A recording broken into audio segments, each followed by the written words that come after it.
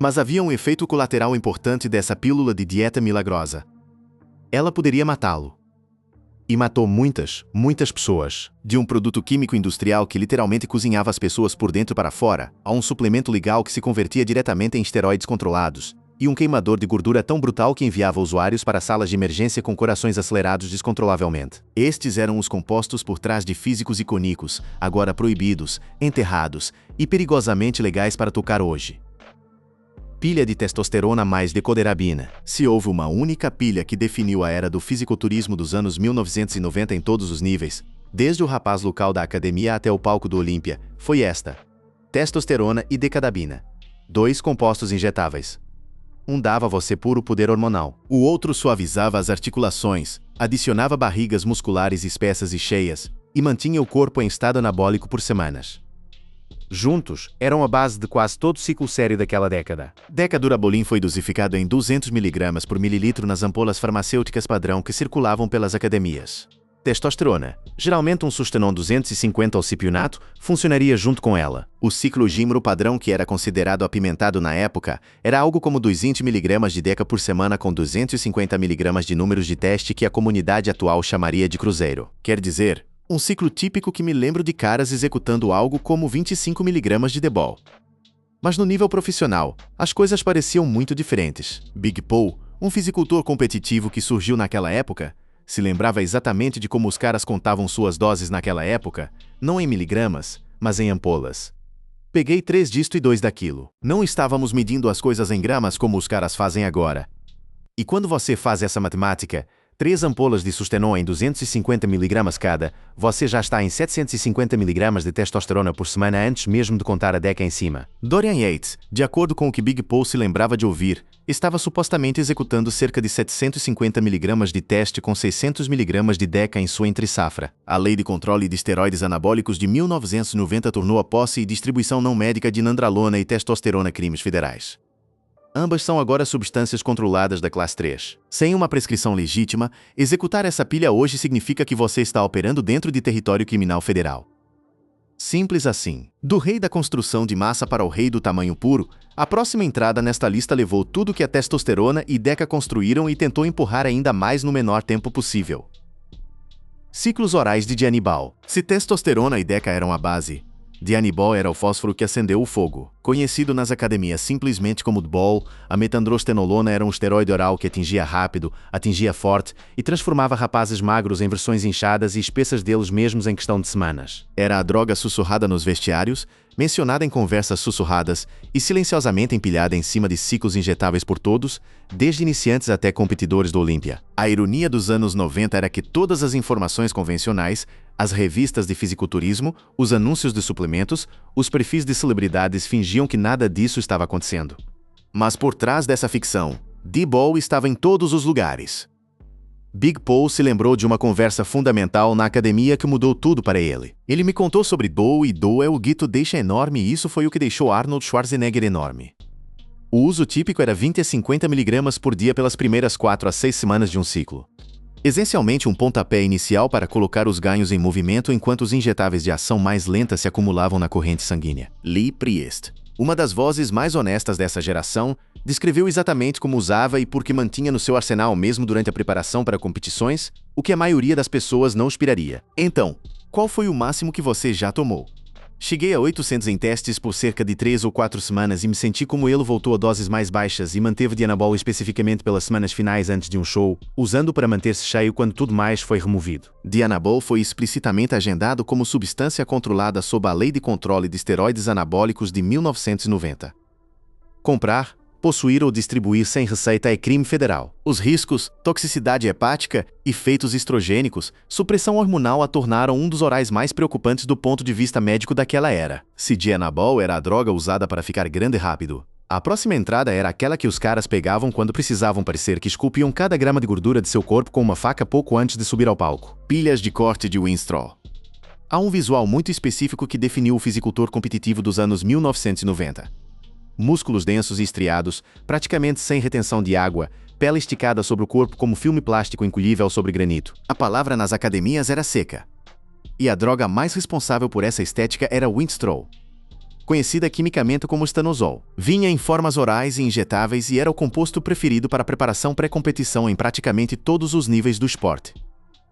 O protocolo padrão era simples. Escoteiros deixavam cair os compostos aromatizantes úmidos como Deca e testosterona conforme a competição se aproximava. Passaram para Winstrol em cerca de 50 mg por dia por 6 a 8 semanas e parearam com uma dieta com déficit calórico agressivo. O resultado era dureza e vascularidade que quase nada mais poderia replicar na época. Big Paul descreveu exatamente como os caras abordavam a preparação para competições naquela era. Conheço muitos caras daquela época que se preparavam para uma competição de fisiculturismo apenas executando algo como Winstrol em 50 mg. Mas essa dureza tinha um custo físico que muitos caras ignoravam até que estavam profundamente em um ciclo. Winstrol é notório por ser brutalmente duro no tecido conjuntivo, especificamente tendões e ligamentos. Quando as articulações já estão sob estresse do treinamento de competição pesada, remover a lubrificação que vem com compostos como Deca criou um compromisso unicamente doloroso. Os caras ficavam secos e definidos e também se machucavam. O texto completo da lei de 1990 explicitamente nomeia estanozol como substância agendada.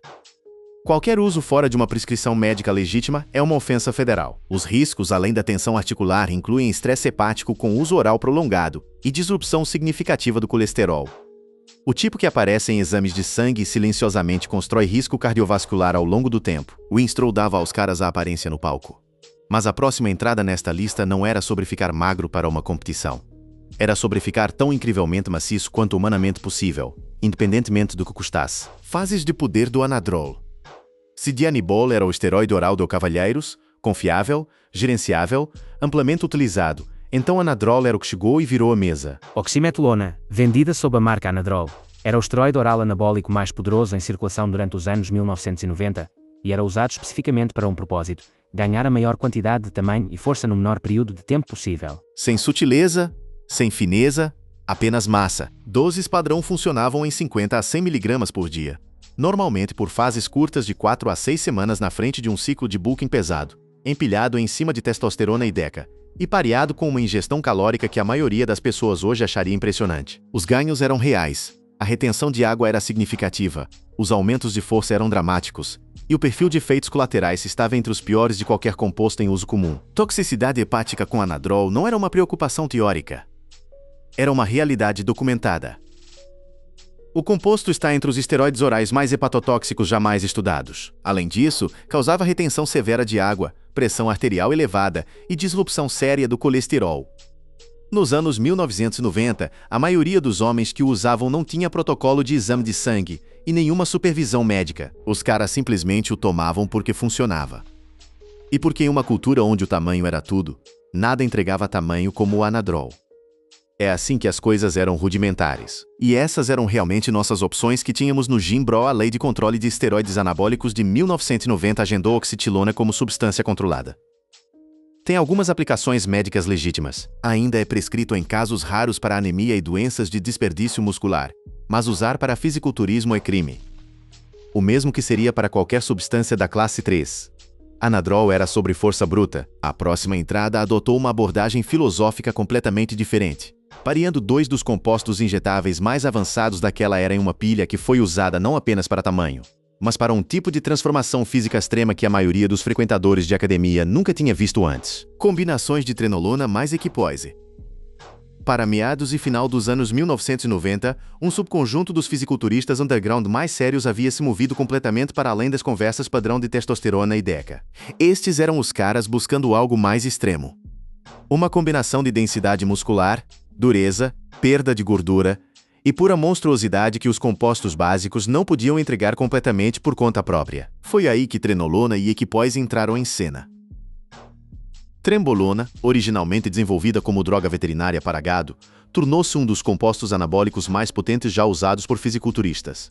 Produziu excepcional dureza muscular e perda de gordura dramática simultaneamente, o que era quase inédito em um único composto. Equipoase, baldenunizilato, outro esteroide veterinário, adicionou ganhos musculares de qualidade constante e vascularidade melhorada.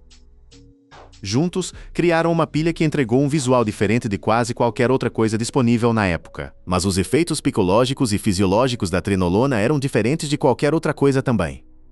Lee Priest, uma das vozes mais honestas dessa geração, descreveu tentar trenolona apenas 4 vezes em toda a sua carreira. Trem, Apenas usei trem 4 vezes. Isso me fez sentir.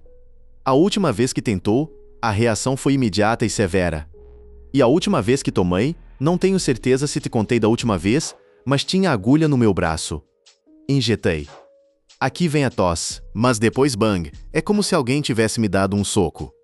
Alguém acabou de me bater. Essa reação, aperto no peito, angústia respiratória, choque cardiovascular é consistente com o que a comunidade de fisiculturismo chama de Trenov, um fenômeno documentado ainda discutido hoje. Tanto Tremblona quanto Equipoise estão cobertos pela Lei de Controle de Esteroides Anabólicos de 1990 e são substâncias controladas da classe 3 nos Estados Unidos. As primeiras 5 entradas eram todas sobre construir músculos. O próximo capítulo desta lista muda para uma categoria completamente diferente, os produtos da brecha legal que a indústria de suplementos criou especificamente para vender esteroides disfarçados direto da prateleira para qualquer pessoa que entrasse. E pilhas de Drastina mais DEA. Se as primeiras 5 entradas nesta lista viviam no submundo, sussurradas nos vestiários, obtidas através de alguém que conhecia alguém, a entrada número 6 era diferente. E a edição foi vendida abertamente, exibida nas lojas, anunciada nas principais revistas de fisiculturismo e por uma breve janela no final dos anos 1990. Fez manchetes que não tinham nada a ver com a aplicação da lei e tudo a ver com beisebol. Andro Extensão, comercializado como Andro, era um precursor de testosterona. Seu corpo convertia diretamente em testosterona após ingestão. Em termos práticos, agia como um esteroide. Foi vendido como suplemento alimentar. Essa lacuna entre o que fazia e como era legalmente classificado era todo o modelo de negócio. A indústria de suplementos encontrou essa brecha através da Lei de Saúde de Suplementos Dietéticos de 1994, DHA, que tornou significativamente mais fácil vender compostos com escrutínio mínimo da FDA, desde que fossem comercializados como suplementos em vez de drogas. Andrew passou direto por essa lacuna. Em 1998, Mark McGeary bateu 70 home runs, quebrando o recorde de uma única temporada, e um repórter viu uma garrafa de Andrastenet em seu armário. A história explodiu nacionalmente. De repente, um suplemento que a maioria das pessoas nunca tinha ouvido falar estava na primeira página das notícias, e as vendas aumentaram de uma noite para a outra. Fisiculturistas tinham estado empilhando com DHA, outro precursor hormonal, por anos, executando 100 a 300 mg por dia para aumentar níveis de testosterona e recuperação. A FDA agiu para banir a androstenediona em 2004, declarando-a um suplemento adulterado. A Lei de Controle de Esteroides Anabólicos de 2004 então reclassificou dezenas de pró-hormônios relacionados como substâncias controladas, fechando a brecha que os mantinha legais por quase uma década. Andro foi o mais famoso da era dos pró-hormônios, mas estava longe de ser o único produto explorando essa mesma lacuna legal. As próximas 3 entradas mostram exatamente o quão profundo aquele buraco de coalho foi, onde androstenedione se convertia em testosterona no corpo. As variantes norandrostenedione e norandrostenediol se convertiam em nandralona. A mesma nandralona que já era ilegal sob a lei de 1990 como decadalina. As empresas de suplementos estavam vendendo sem prescrição em forma de cápsula, em pó com sabor, em pilhas com ervas e aminoácidos, e comercializando como produto de músculo magro. O lançamento era simples, todos os benefícios de Deca sem a agulha e sem o risco legal. E por um período no final dos anos 1990, tecnicamente era legal porque a brecha DSHA cobria antes dos reguladores perceberem. Fisiculturistas executavam em protocolos de dosagens semelhantes ao que haviam usado com nandralona real, frequentemente empilhando com andro para um ambiente hormonal combinado de testosterona e nandralona, tudo de produtos comprados em lojas de suplementos. O perfil de efeitos colaterais se espelhava ao que os usuários experimentariam com Deca real, efeitos estrogênicos, supressão hormonal, impacto potencial na fertilidade, mas sem nenhum dos controles de qualidade farmacêutica que acompanhavam compostos médicos legítimos. Porque estes estavam sendo fabricados como suplementos, a consistência da dosagem, pureza e rotulagem era essencialmente não regulada. A Lei de Controle de Esteroides Anabólicos de 2004 especificamente nomeou norandrostenediona como substâncias controladas, terminando sua disponibilidade sem prescrição permanentemente. Usar sem prescrição hoje carrega as mesmas penalidades federais que usar a própria Deca. Enquanto norandrostenediona imitava Deca em uma garrafa, outro produto nas prateleiras das lojas estava tentando replicar os efeitos da testosterona em si através de um caminho químico completamente diferente e ficou notavelmente perto. Suplementos One Testosterone. Conforme os reguladores começaram a examinar Andro mais de perto no início de 2000, os químicos de suplementos ficaram mais criativos. O resultado foi uma onda de pro-hormônios de designer, compostos engenheirados para serem estruturalmente semelhantes o suficiente para produzir efeitos semelhantes a esteroides enquanto permaneciam tecnicamente fora da linguagem específica das leis existentes. O One-Testosterone, vendido mais comumente como um AD, era um dos mais potentes destes. Diferentemente de androstenediona, que era um precursor que exigia conversão, o One-Testosterone era na verdade um androgênio ativo por direito próprio, significando que não precisava converter para nada. Se ligava diretamente aos receptores de androgênio e produzia efeitos anabólicos comparáveis à testosterona farmacêutica. Mas existia em uma zona cinzenta regulatória porque não era explicitamente nomeado na lei de 1990. Fisiculturistas usando 1A relatavam ganhos musculares magros e secos, qualidade de músculo que se sentia mais próxima ao que você obteria de um injetável do que da maioria dos outros suplementos. Foi vendido legalmente em lojas de alimentos saudáveis.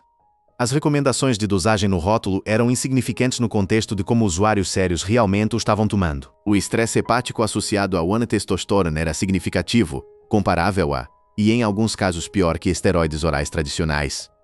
No entanto, estava em uma prateleira ao lado de pó de proteína sem prescrição necessária. Isso terminou com a lei de 2004, que adicionou o One-Testosterone e dezenas de compostos de designer similares à lista de substâncias controladas. Um AD era um dos compostos individuais mais potentes da era dos pro-hormônios, mas algumas empresas de suplementos não estavam satisfeitas com um. Eles empilhavam múltiplos precursores juntos em produtos que estavam tentando recriar um ciclo de esteroide inteiro em uma única garrafa. Combinações de 4-hidroxitestosterona e precursores semelhantes. Conforme legisladores e a FDA trabalham para fechar uma brecha, químicos de suplementos abriram outra. 4-hidroxitestosterona era um de vários compostos precursores que surgiram especificamente porque estavam em um espaço químico que a lei de 1990 não havia abordado explicitamente. Foi comercializado como uma alternativa com propriedades de gerenciamento de estrogênio, uma opção natural para fisiculturistas que queriam suporte hormonal, sem cruzar linhas legais. O lançamento se baseava fortemente na palavra natural porque era tecnicamente um esteroide naturalmente presente encontrado em quantidades traço em alguns sistemas biológicos. As empresas argumentavam que deveria estar na categoria de suplemento em vez da farmacêutica. Se esse argumento tinha algum mérito genuíno, era secundário ao fato de que vendia extremamente bem para fisiculturistas buscando cada vantagem disponível. A pesquisa publicada no PNC examinando os efeitos e status legal desses compostos precursores confirmou que os usuários estavam experimentando. Estes compostos produziram efeitos androgênicos reais no corpo independentemente de como foram rotulados para a venda. O enquadramento natural era uma estratégia de marketing, não uma distinção de segurança ou eficácia. Como outras variantes de pro-hormônios de sua era, 4-hidroxitestosterona foi varrida para a Lei de Controle de Esteroides Anabólicos de 2004 e reclassificada como substância controlada. A categoria inteira de precursores que havia tentado se posicionar como não sendo exatamente esteroides foi efetivamente encerrada por esse único pedaço de legislação. Precursores individuais eram poderosos o suficiente por conta própria, mas a indústria de suplementos do final dos anos 90 foi um passo adiante, empacotando múltiplos pro-hormônios juntos em um único produto projetado para simular um protocolo de empilhamento inteiro. Misturas de multipro-hormônio andro. Pelo final dos anos 1990, o mercado de pro-hormônios tinha explodido ao ponto em que as empresas de suplementos não estavam apenas vendendo compostos individuais. Estavam vendendo pilhas pré-montadas. Misturas multipro-hormônio combinavam andro, DA, norandrostenediona e vários outros precursores em produtos únicos, frequentemente pareados com ingredientes de apoio como tribulus, terrestris e ZMA, e comercializados como sistemas de suporte hormonal completos para fisiculturistas. Essas misturas foram apresentadas nas principais revistas de fisiculturismo, não escondidas em letra miúda, mas anunciadas em páginas inteiras com fotos antes e depois, endossos de atletas, e linguagem que soava clínica, projetada para borrar a linha entre suplemento e farmacêutico. Um leitor de Flex ou Muscle and Fitness em 1998 não teria motivos para acreditar que esses produtos eram qualquer coisa além de suporte nutricional completamente legítimo. Como reportagem da época do Washington Post documentou, esses produtos foram explicitamente projetados para entregar resultados semelhantes a esteroides através de compostos que contornavam a linguagem específica da lei de 1990. A indústria sabia exatamente o que estava fazendo, assim como os fisiculturistas mais experientes comprando os produtos. A lei de 2004 reclassificou todos esses compostos simultaneamente. A categoria inteira de suplementos multipro-hormônio que havia prosperado por quase uma década foi desmontada por uma única lei. Cada mistura, cada pilha, cada alternativa de esteroide legal construída ao redor desses precursores se foi do varejo legítimo durante a noite. 10 entradas e todas foram sobre construir músculo. A próxima categoria muda inteiramente porque os anos 90 não tiveram apenas um problema ilegal de booking. Teve um problema ilegal de perda de gordura também. E começou com 3 ingredientes que quase todos na academia já estavam usando. A pilha ECA. Entre na qualquer academia séria em meados dos anos 1990 e pergunte sobre suplementos de corte e você ouviria as mesmas 3 letras dentro. XA, efedrina, cafeína e aspirina. Uma combinação que havia estado silenciosamente circulando em comunidades de fitness desde pelo menos os anos 1970 e 80, mas explodiu em popularidade através dos anos 90 como o termogênico preferido para qualquer pessoa tentando ficar magra. A fórmula era elegante em sua simplicidade. Efedrina era simpaticomimética.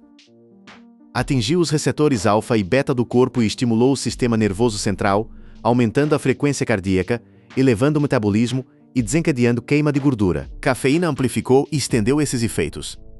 E aspirina preveniu o declínio da resposta noradrenalina ao longo do tempo, mantendo a pilha inteira potente por mais tempo. A pilha ECA usada por milhões e milhões de pessoas por décadas em todo o mundo é um termogênico para a queima de gordura.